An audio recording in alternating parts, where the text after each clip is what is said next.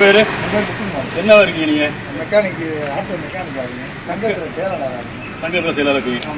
உங்கள்கிட்ட வந்து ஒரு முக்கியமான ஒரு தகவல் சொல்றதா தான் நான் வந்திருக்கேன்.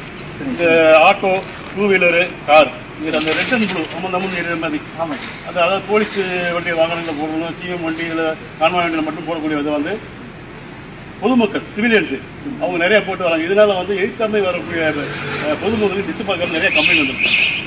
முதல் தவறையாக வந்து கமிஷன் வந்து எல்லா ஒர்க் ஷாப்லையும் போயிட்டு ஆட்டோ ஒர்க் ஷாப் எல்லாம் போய் இது மாற்று வரைக்கும் படிக்க இதுதான் மாற்றக்கூடாதுன்னு சொல்லியிருக்காரு.